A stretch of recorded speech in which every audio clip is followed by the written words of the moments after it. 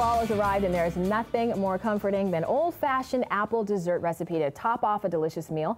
So here to help us out and make that is Cologne Jacobson. She's the editorial contributor and cooking expert for Recipe.com. It's a simple and healthy alternative to apple pie, which everyone loves, right? Right, and it's so much easier to make, and it's also a lot more guilt-free, right? Yeah, because it's guilt-free and it tastes good, though. Exactly, that's most important. You guys are doing a lot of stuff over at Recipe.com. Before we get to this, though, there's a new app that was just launched, Yes, it's a new iPhone and Android app, and so basically it makes composing your ingredients list and your savings on the go a lot easier. Right on your phone. Right onto your phone, yeah, and with the barcode scan as well, so that's really easy. Okay, so let's get to the recipe itself. We're making a warm apple crisp, right? Right, so we'll start with the apples. Okay. And to the apples, you're going to slice the apples about 1/4 of an inch, which I've already conveniently done for us. Okay. And we're going to add an apple spice. Now, an apple spice you can find at your market, but you can also make it on your own. Basically, it consists of cinnamon, allspice, nutmeg, and cardamom. So that's the mix. And you can kind of tweak it for the ratio that you like. So if you like a little bit more cardamom, you can add a little bit more cardamom. Okay. If you like a little bit more cinnamon, you can add more cinnamon. Yeah. So it's nice. You can kind of customize it for yourself. Tailor it a little bit. Or if you want to take the shortcut, you can buy it already made. Okay. So you'll add that to your apples. That's all you're putting in? Well, no, I'm going to also add some sugar, so you can pour in the sugar all if of you'd this? like. Yeah. Okay.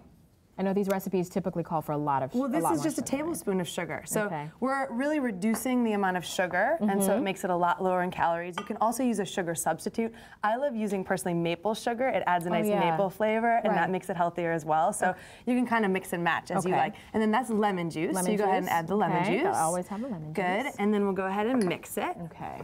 So our apple mix is all ready to go, and we'll just add that to the baking dish. Now, can you also add walnuts? I heard someone else say that you can add that if you want to. Walnuts are delicious, and it's a great way to add a little bit more texture without adding extra butter, and you get the wonderful nutrients from the walnut, so it's super healthy. Okay. So now we're going to do the topping. Okay. So in the topping, we're going to put some oats, some flour,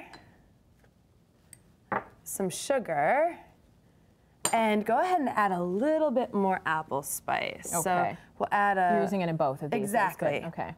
It adds a lot of depth of flavor. It tastes really nice with the apples. Okay. And what kind of sugar are you using?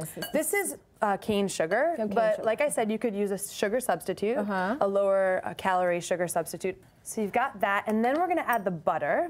So these I've cubed. Do you typically like to have the butter at room temperature? I like it chilled, and I like to cut it into small little cubes, and then you start to kind of toss the topping mixture with the butter, and you want it to look like little pebbles before you put it on top of the that consistency apples. is what's really important Exactly, here, right? and then you get a nice crispy texture on top from the Everybody butter. always wonders how you get that crunchy topping. That makes sense now. That's the butter, yeah. Okay. And then once we're done, because I know we're going to show the finished product, but this has to be served warm. But as far as the topping is concerned, you have a different twist on it. I love serving it with Greek yogurt. It's a strained yogurt, so it's really thick, so it's healthy, but it's not all the calories that you would get from cream or ice cream. I mean, that's delicious too, but you know, if you want to have this as a tasty snack during the day, you know, it's nice with the it's good to have a different alternative to it too. Okay. Yeah. All right. So let me move this out of the way over here. Exactly, and we're almost ready. And you can do it with a nice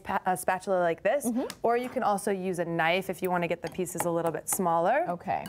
And fast forward because we're almost out of time here, but let's just so we'll go ahead and put the topping. The next step would be here. Here we go. Just put that all over. Exactly. You just want to evenly distribute it. Okay.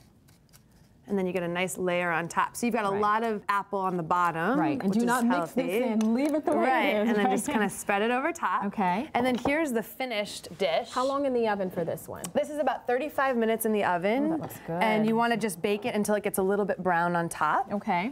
And we have a plate here. If there's time, I can show you how to plate it. This looks absolutely fabulous. I love it. 30 minutes, that's it. Doesn't take that long, 35 minutes. 30, 35? Okay. Yeah, at 375. The good thing I like about these recipes is that people do not have to sacrifice if you're on a diet or if you're just trying to cut back. There's some good alternatives to and you get a really nice flavor without all the calories. All right, so there it is. A dollop of yogurt. Okay. And then you can dig in, Audra. I'm going to dig in. Trust me, I am. She gave me the go-ahead. If you want to make this dish or other recipes, go to the website Recipe.com. There you can also check out the more than 20,000 recipes, or you can always go pick up a copy of the magazine, which is in stores now.